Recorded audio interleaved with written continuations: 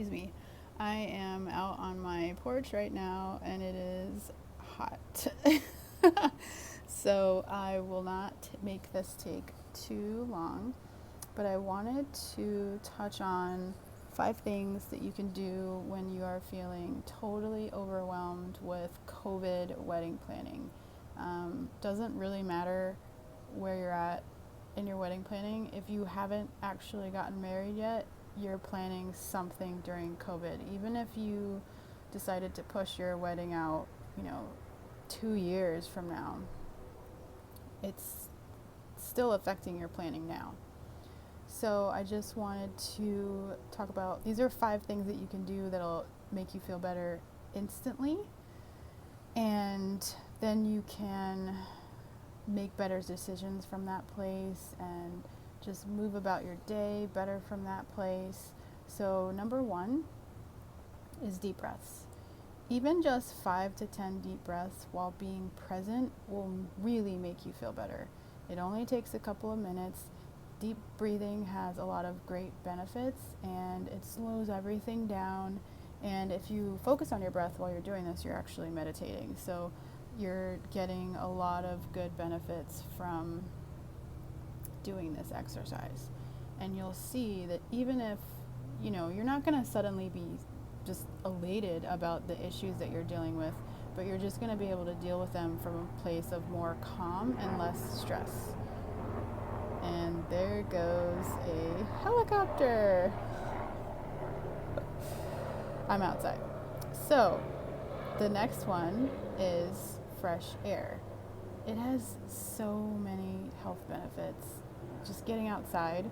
Other than helicopter noise, you get vitamin D from the sun, and just being out in the fresh air is actually really good for your immune system, which is another thing that is important right now, boosting our immune system. So be sure to step outside if you can, even if it's not the greatest weather outside. If it's cold or if it's rainy, sometimes stepping outside for a few minutes and getting that burst of chilly air just wakes up your entire body and gets you into a different state, which can be really good if you're stressed out over different issues. Number 3 is to reminisce on how you and your fiance met. It could be, however you guys met, just take a few minutes to think about what that was like and how you felt. And for me, it's kind of funny. We met in a class called High School 101. So my husband and I, we have known each other since we were 13 years old. We didn't start dating until we were 19 and 20. We're a few weeks apart in age, and we started dating between our birthdays. So I was already 20 and he was about to be 20 in a couple weeks. But that is how we met. We got put in the same class together, and then we ended up getting to know each other over the years through high school because we played basketball, and we were in the same grade, so we had other classes together throughout our high school careers. But if that's not really the case for everybody, and so there's where were you? How long ago was it?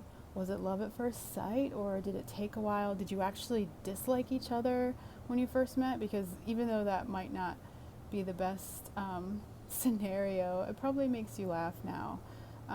And if it wasn't love at first sight, when did you first realize that they were the one for you? And did they ask you to marry them, or did you ask them? Just let yourself really reminisce in all of those good feelings. And you can even take it a step further by thinking about a lot of the firsts that you had together and just how exciting that was, and then how exciting it will be in the future to have a lot more firsts as a married couple. So number 4 is to listen to soothing music.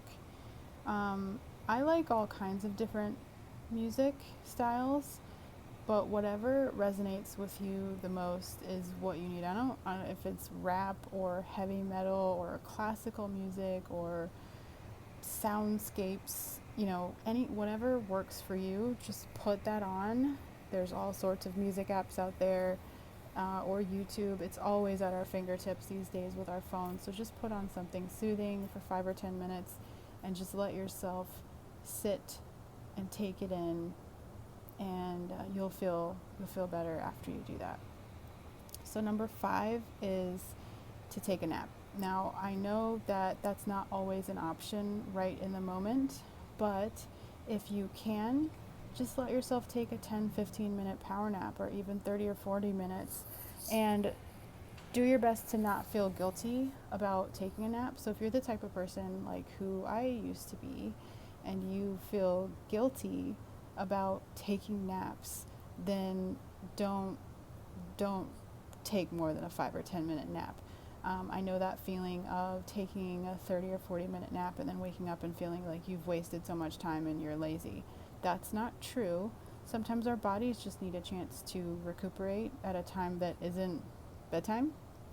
So it's really helpful at sometimes to just allow ourselves to take a mental break, especially when things are getting extremely overwhelming. Sometimes you just want to have a clean slate in a way, and so taking a nap just kind of helps you refresh and restart in the middle of your day.